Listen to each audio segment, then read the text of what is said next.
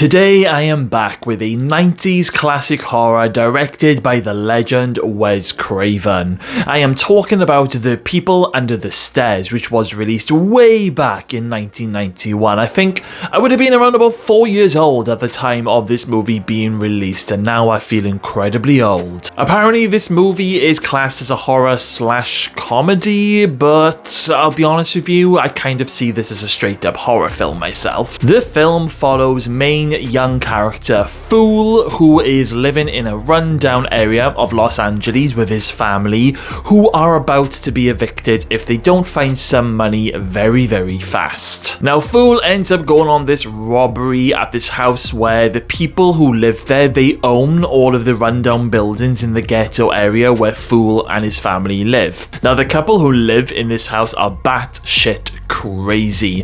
They have a daughter called Alice who they treat as a slave and mentally and physically abuse her. The man and the woman living in the house are just known as woman and man over on IMDb, and they are not only using Alice as a slave, but they also have a load of other kids living in the basement of their house, all locked away with certain body parts missing. It turns out that Alice isn't their real daughter. She was snatched when she was a baby, and the people under the stairs were also kidnapped, mistreated, and then sent to the basement because they broke the owner's rules. The people under the stairs are living like animals and being fed human meat, and basically they're turned into sort of like zombies, but living zombies, I suppose you could call them. When Fool breaks into the house to look for the money and the gold, he learns all of this horrific story and ends up trapped inside the house because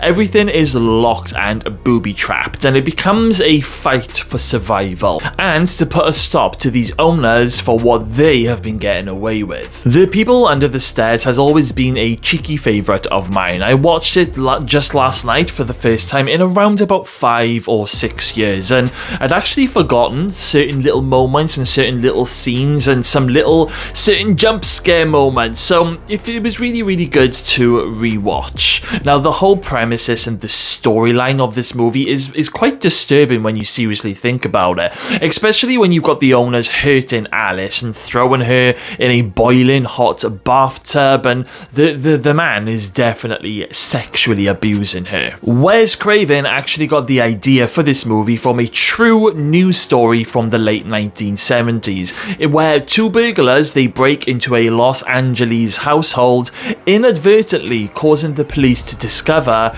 two children who had been locked away by their parents. It's scary to think that this kind of thing goes on in the world. Everett McGill and Wendy Robbie, who play the crazy man and woman, are absolutely fantastic in their roles. Wendy really has that villain look about her, while also at the same time showing a kind and caring citizen whenever the police turn up on the doorstep. And Everett clearly enjoyed himself playing this role, especially when he's singing and dancing after he has shot and killed someone. The whole leather suit thing has always been a bit of a strange one for me, but do you know what? He is playing a crazy guy, so I suppose strange goes with the territory. Brandon Quinton Adams, who plays Fool, is also brilliant in his role, as well as the girl who's playing Alice. I love the part towards the end when Alice finally gets some balls and lashes out at her non-mother woman. It's always satisfying to see the abused get their revenge. There are moments in the film that feel a little bit dated, but that's to be expected with it being released way back in 1991, but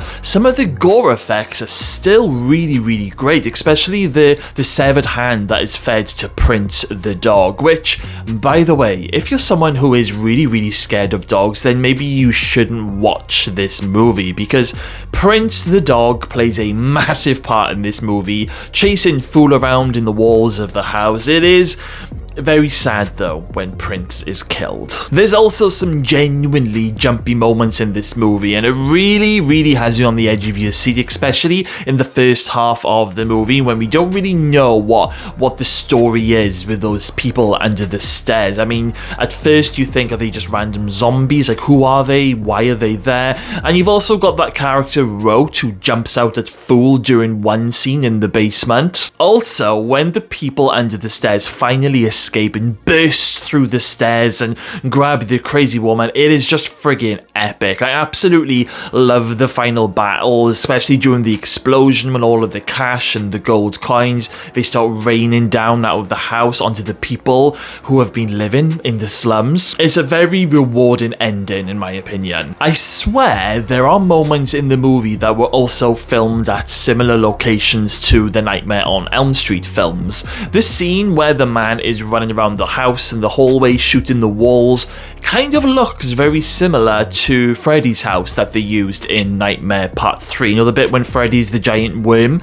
And also there is a wood burner that resembles the same place where Nancy's mum hid Freddy's glove, and it pops back up in parts 2 and part 3. I'm not 100% sure that these are studios or props from the Nightmare movies, but it really wouldn't surprise me, seeing as it is a Wes Craven film, and we all know that Wes Craven always liked to do little nods and little Easter eggs to his other movies and other films that he worked on. I've actually heard rumours that there could be a remake on the cards very soon. If it is true, then they really have to do a good job, because this is a Wes Craven creation. You cannot mess around with stuff like this unless you know you're going to get it right. If there is a remake, I just really hope that they do it some justice and they keep away from CGI. I am going to rate The People Under the Stairs a solid 7 out of 10. It is a classic, a little bit dated, but you can still have a brilliant time with it. How about you guys? Do we have any fans of The People Under the Stairs watching this video right now?